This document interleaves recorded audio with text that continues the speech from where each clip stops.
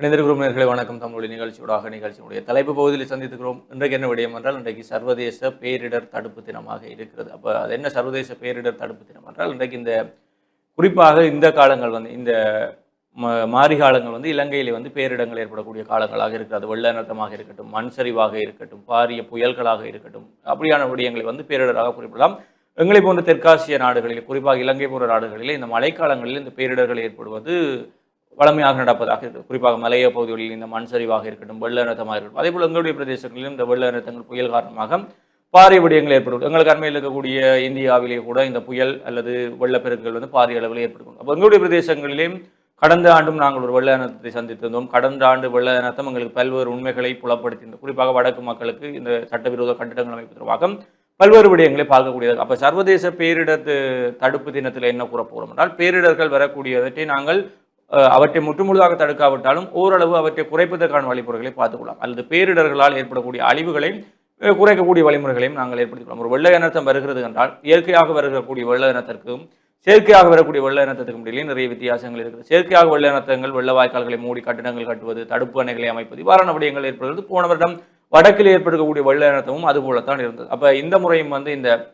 October மாதம் 18ஆம் தேதியிலிருந்து இந்த காலத்துக்கான இந்த வருடத்துக்கான பருவமழை ஆரம்பிக்கிறது. அதுவும் ஒரு தாளமுகத்துடன் தான் ஆரம்பிக்கிறது என்று யாழ்ப்பாண பல்கலைக்கழக புவியியல் துறை தலைவர் அவர்கள் அண்மையிலே அந்த வளிமண்டலவியல் தொடர்பான அறிவித்தல்களை தெரிவித்திருந்தார். அதே போல இந்த வருடம் வரப்போகின்ற இந்த பருவமழைக்கு வரப்போகின்ற பெரும்பாலான தாளமுகங்கள் புயல்கள் எல்லாம் வடக்கு மற்றும் கிழக்கினூடாகத்தான் கரையை கடக்கப் போகின்றன. எனவே வடக்கு மற்றும் கிழக்கு மக்கள் இந்த பருவ காலத்தில் மிக அவதானமாக இருந்து கொள்ள வேண்டும். விவசாயிகள் அது தொடர்பான விழிப்புணர்வுடன் விவசாய செய்கைகளை மேற்கொள்ள வேண்டும். அதே போல பிரதேச செயலகத்தினர், பிரதேச சபையினர் தங்களுடைய பிரதேசங்களில் இருக்கக்கூடிய வெள்ள வாய்க்கால்களை தூர்வாரி துப்புரவு செய்ய வேண்டும். சட்டவிரோதமாக வெள்ள வாய்க்கால்களை மூடி அமைக்கப்பட்டிருக்க கட்டிடங்களை அகற்ற வேண்டும் என்று கூட கூறினார். கடந்த வருடம் ஆளுநர் கூட கூறியிருந்தார், விரைவில் இந்த சட்டவிரோத கட்டிடங்கள் எல்லாம் அகற்றப்படும் என்று. அதே போல அண்மையிலும் பிரதேச சபை தவிசாளர்களுக்கு இந்த அறிவித்தல்கள் கொடுக்கப்பட்டிருக்கிறது. மழை காலம் ஆரம்பிப்பதற்கு முன்னர் உங்களுடைய பிரதேசங்களில் இருக்கக்கூடிய இந்த வெள்ள வாய்க்கால்களை எல்லாம் தூர்வாரி எடுக்க வேண்டும். அதே போல சட்டவிரோதமாக மூடி அமைக்கப்படக்கூடிய கட்டிடங்கள், தடுப்பணையாக இருக்கக்கூடிய கட்டிடங்கள் எல்லாவற்றையுமே அகற்ற வேண்டும் என்று கூட கூறினார். எனவே எங்களுடைய பிரதேச சபை உறுப்பினர்கள், பிரதேச தவிசாளர்கள், கிராம சபையாளர்கள் மக்களை தொடர்பான விடத்திலே மிக விழிப்புணர்வாக இருந்து கொள்ள வேண்டும். ஏனென்றால் கடந்த வருடம் மிகப்பெரிய ஒரு வெள்ள அனர்த்தம் பலரையும் நெருக்கடிக்குள்ளாகி இருந்தது. எனவே இந்த பேரிடர் வருவதற்கு முதல் நாங்கள் எங்களை பாதுகாத்துக் கொள்வோம். அப்போ பேரிடர் இப்படி ஒரு பக்கம் பேரிடரை தடுக்கக்கூடிய வழிகள் இருந்தாலும் பேரிடர் வந்த பிறகு நிறைய பிரச்சனை ஏற்படும். கடந்த வருடத்தில் இந்த எலிக்காய்ச்சல் குறிப்பாக வடக்கிலே பலரை பலியெடுத்திருக்கிறது. இந்த முறையும் எலிக்காய்ச்சல் பரவ ஆரம்பித்தது. குறிப்பாக அனுராபுரம் போன்ற மாவட்டங்களில் இது பெரிய அளவிலே பரவ ஆரம்பித்தது. அப்போ வடக்கிலும் இது இந்த மழை காலங்களிலே பரவது, எல்லா மாவட்டத்திலுமே பரவக்கூடிய வாய்ப்புகள் இருக்குது. அதே போல டெங்கு காய்ச்சலும் பரவுவதற்கான வாய்ப்புகள் இருக்கு. எனவே இது தொடர்பாகவும் மக்கள் விழிப்புணர்வாக இருக்க வேண்டும். குறிப்பாக 2 நாட்களுக்கு மேல் காய்ச்சல் நீடித்தால் உடனடியாக வைத்தியரை நாடுங்கள் என்று கூட குறிப்பிட்டார்கள். எலிக்காய்ச்சல் என்பது இன்னொரு பாரதூரமான விடயமாக இருக்கு. எனவே பேரிடரை தடுப்பதற்கான வழிமுறை அல்லது பேரிடர் வருவதற்கான செயற்கையான வழிகளை கட்டுப்படுத்துவதான முறை அல்லது பேரிடர் வந்த பிறகு அவற்றில் நீங்கள் எவ்வாறு பாதுகாப்பு தொடர்பான விடயங்களில் நாங்கள் மிக கவனமாக இருந்து கொள்ள வேண்டும் என்பதை நாங்களும் கூறிக்கொள்ளக்கூடியதாக இருக்கிறது. நிச்சயமாக குறிப்பாக இந்த பேரிடரை தடுப்பதற்கான இந்த தினம் அப்படி என்பது யுஎன்னால் 1989ஆம் ஆண்டு இந்த தினம் பிரகடனப்படுத்தப்பட்டிருக்கிறது. இது தொடர்பான விழிப்புணர்வு மக்களுக்கும் அது சார்ந்து பயணிக்கக்கூடிய அது ஒரு நாடாக இருக்கலாம், அரசாங்கமாக இருக்கட்டும், அவர்களுக்கு ஒரு அவேர்னஸ் கிரியேட் பண்றதுக்குரிய நாளாகத்தான் இந்த நாளை பிரகடனப்படுத்தி இருக்கிறார்கள். குறிப்பாக எங்களுடைய பேச்சு வழக்கில் நாங்கள் சொல்ல வேண்டும் அல்லது ஒரு பழமொழி ஊடாக சொல்ல வேண்டும் அப்படின்னு சொன்னால், இந்த வெள்ளம் வரும் முன் எப்படி அணை கட்டுவது அப்படி என்பதற்கான நாளாகத்தான் இந்த நாள் இருக்கிறது.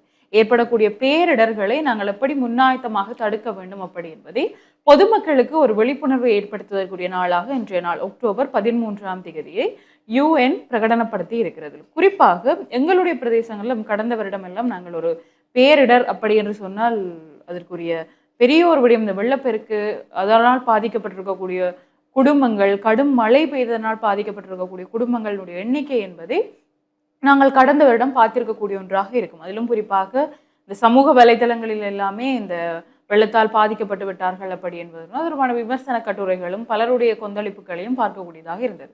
எங்கெங்கெல்லாம் கட்டிடங்கள் கட்டக்கூடாத இடங்களில் கட்டிடங்கள் கட்டப்பட்டிருக்கிறது என்றும், வெள்ள நீர் பாய்ந்தோடக்கூடிய இடங்களில் எல்லாம் அனுமதியின்றி கட்டிடங்கள் கட்டி அனுமதியுடன் கூட இல்லீகலி இந்த இடங்கள்ல கட்டிடங்கள் எல்லாம் கட்டப்பட்டதால மக்கள் எந்த அளவிற்கு பாதிக்கப்பட்டிருக்கிறார்கள் அப்படி என்பதையும் நாங்கள் கடந்த வருடம் செய்திகளின் ஊடாகவும் கண்களின் ஊடாகவும் கண்டிருக்கக்கூடிய ஒன்றாகவும் இருக்கும். இப்படியான விடயங்கள் எல்லாம் தடுத்து அதற்கு முன்னரே நாங்கள் எப்படி இந்த பேரிடர்களை தடுப்பதற்குரிய நடவடிக்கைகளை எடுக்க வேண்டும் என்று ஒரு அவேர்னஸை மக்கள் மத்தியில் கிரியேட் பண்ண வேண்டும், உருவாக்க வேண்டும் அப்படி என்பதற்காகத்தான் இந்த நாள் பிரகடனப்படுத்தப்பட்டிருக்கிறது. அதிலும் குறிப்பாக ஒட்டுமொத்தமாக ஒரு பேரிடர் இடம்பெற்று விட்டது அப்படி என்றதன் பின்னர் ஒரு நாட்டிற்கும் குளோபலி அதற்கு ஏற்படக்கூடிய செலவு என்பது அதை நாங்கள் முன்னரே சரியான முறையில் திட்டமிட்டு பேரிடரை தவிர்க்கிறதுக்குரிய வழிமுறைகளை ஏற்படுத்தக்கூடிய செலவு என்பது ஒப்பீட்டளவில் குறைவாகத்தான் இருக்கிறது. என்னதான் அதற்குரிய தினங்கள் இருந்தாலும், என்னதான் சட்டத்திட்டங்களும் அதற்குரிய அதிகாரிகளும் இருந்தாலும், இந்த பேரிடர் என்பது ஒன்று அசம்பாவிதமான சூழ்நிலையால ஏற்படக்கூடிய ஒன்றாக இருக்கும், தவிர்க்க முடியாத காரணங்களால ஏற்படக்கூடிய ஒன்றாக இருக்கும். ஒன்று யாரோ ஒருவருடைய கவனக்குறைவாலையும் ஏற்படக்கூடியதாக இருக்கும். ஒரு சில எங்களுடைய நில சூழல், எங்களுடைய கட்டமைப்புகளுக்கு ஏற்ற மாதிரி கட்டடங்கள் அமைக்கிறதாக இருந்தாலும் சரி, அதற்குரிய முறையில நடவடிக்கை எடுக்கிறதாக இருந்தாலும் சரி, அதை மீறியும் ஒரு சில செயற்பாடுகளை நாங்கள் செய்து கொண்டுதான் இருக்கிறோம் இந்த தேசத்தில் அப்படி என்பது உண்மை.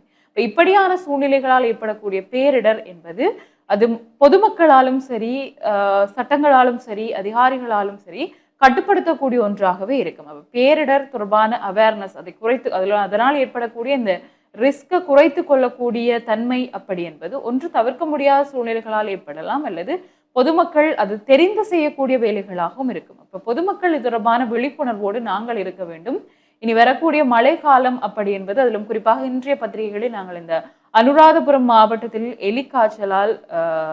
எலிக்காய்ச்சலால் பாதிக்கப்பட்டிருப்பவர்கள் தொடர்பான விவரங்களும், அதனால் மரணித்திருப்பவர்கள் தொடர்பான விவரங்களும் பார்த்திருக்கக்கூடிய ஒன்றாக இருக்கும். இது ஒரு செய்திகளை பார்த்து நாங்கள் இனிவரும் காலங்கள் தொடர்பாக அச்சங்களை ஏற்படுத்தக்கூடிய ஒன்றாக இல்லாமல் அது தொடர்பான விழிப்புணர்வோடு நாங்கள் இருக்க வேண்டும் அப்படி என்பதைத்தான் நாங்களும் இந்த தலைப்பு பகுதி ஊடாக சொல்ல விளைகிறோம். காரணம், ஒரு சம்பவம் இடம்பெற்றதற்கு பின்னர் நாங்கள் அது தொடர்பாக பேசுவதோ, அதிகாரிகளை குறை சொல்லுவதோ, அல்லது சட்டத்திட்டங்கள் எல்லாம் இருக்கிறது ஆனால் எங்களுடைய நாட்டில் நடைமுறைப்படுத்தப்படவில்லை, என்ன இது நாடு அப்படி என்று நாங்கள் குற்றம் சாட்டுவதை விட, நாங்கள் பொதுமக்கள் எங்களை பாதுகாப்பதற்குரிய நடவடிக்கைகளை முன்னாயத்தமாக நாங்கள் எடுத்துக்கொள்ள பழகுவோம் அப்படி என்ற ஒரு உறுதிமொழியை நாங்கள் இந்த பேரிடர்களை குறைத்துக் கொள்வதற்கான நாளில் எடுத்துக்கொள்வோம் அப்படி என்பதை நாங்களும் தெரிவித்துக் கொள்கிறோம். வரையில் அதே போல அண்மையிலே இந்த இலங்கை மின்சார சபையிலே நிலவி கொண்டிருக்கக்கூடிய குழப்பம் காரணமாக பொதுமக்கள் பல்வேறு அசௌகரியங்களை நோக்கி கொண்டிருக்கிறார். குறிப்பாக இப்போ மழைக்காலம் வரப்போகிறது, மின்பட்டுகள் ஏற்படலாம், தொடர்ச்சியாக ஏற்படலாம், மரங்கள் முறிந்து விடலாம், மின்படங்கள் செய்தப்படலாம். இப்போ வயரெல்லாம் செய்தப்படைக்க கோல் பண்ணினோன்னா அது உடனடியாக அந்த நடவடிக்கை எடுக்கக்கூடிய மாதிரி இருக்கும். அண்மைய நாட்களிலே அந்த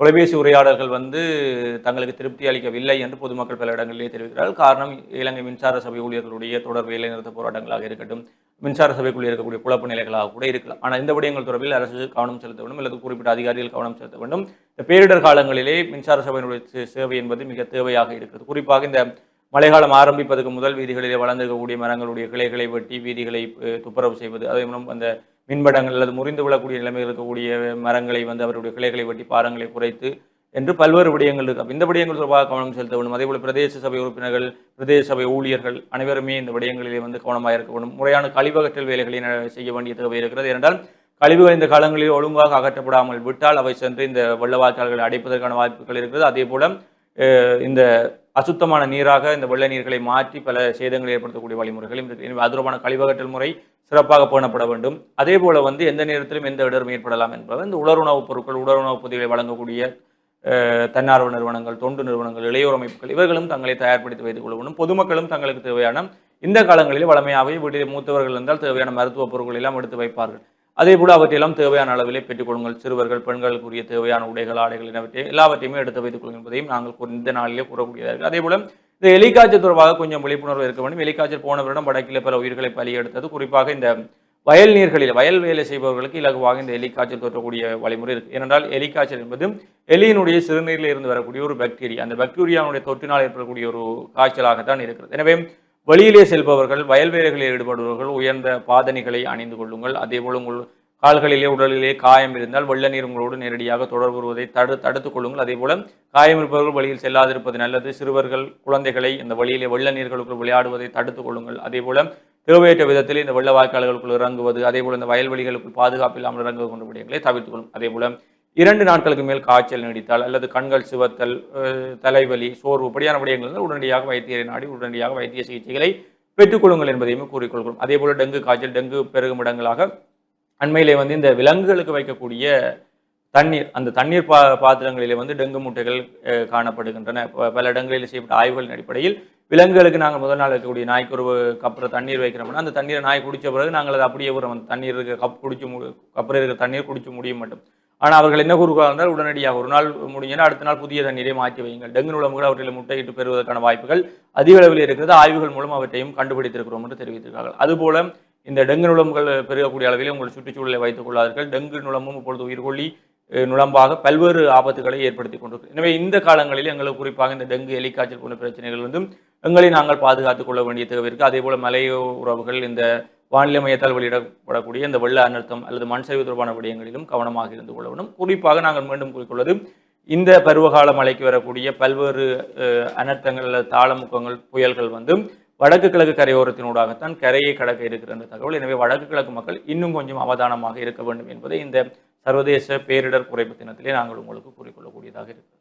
நிச்சயமாகத்தான். குறிப்பாக இந்த பேரிடர் அப்படி என்று சொன்னதுமே ஒரு பேரிடர் இடம்பெற்று விட்டது அப்படி என்றால் அடிப்படையில் ஏற்படக்கூடிய பிரச்சனை என்னவென்று சொன்னால், அந்த உடனடியாக அவர்களுக்குரிய மாற்று இடவசதிகளையோ அல்லது அவர்களுக்கு தேவைய உணவுகளையோ அல்லது ஒரு பாதுகாப்பான ஒரு இடத்தை அமைப்பது என்பது ஒரு பாரிய பிரச்சனையாக இருக்கும். அதிலும் குறிப்பாக இந்த நிதி அப்படி என்பதுதான் ஒரு பெரிய பிரச்சனையாக இருக்கும். இடம்பெற்றிருக்கக்கூடிய பேரிடரை இருந்து மீள ஒரு சுமூகமான நிலைக்கு நாங்கள் மாறுவதாக இருந்தாலும் சரி, அல்ல அந்த பாதிக்கப்பட்டிருக்கக்கூடிய மக்களுக்குரிய அடிப்படை அத்தியாவசிய தேவைகளை பூர்த்தி செய்யக்கூடியதற்கு அந்த தேவைகளை பெற்றுக்கொள்வதற்குரிய நிதி என்பது கைவசம் இல்லாததான் பெரிய பிரச்சனையாக இருக்கும். இது எங்களுடைய நாட்டில் மட்டுமல்ல, இது குளோபலி உலகளாவிய ரீதியிலே இந்த பிரச்சனை இருக்கிறது. அந்த பேரிடரின் பின்னர் மீளவும் சுமூகமான நிலைக்கு மாற்றுவதற்கு தேவையான அந்த பணம் நிதி என்பது இல்லாதது என்பது ஒரு பாரிய பிரச்சனையாக இருக்கிறது. இப்ப இந்த 2025ஆம் ஆண்டிற்குரிய இந்த பேரிடர்களை குறைத்துக் கொள்வதற்குரிய அந்த ரிஸ்கை தவிர்த்துக் கொள்வதற்குரிய இந்த தினத்தினுடைய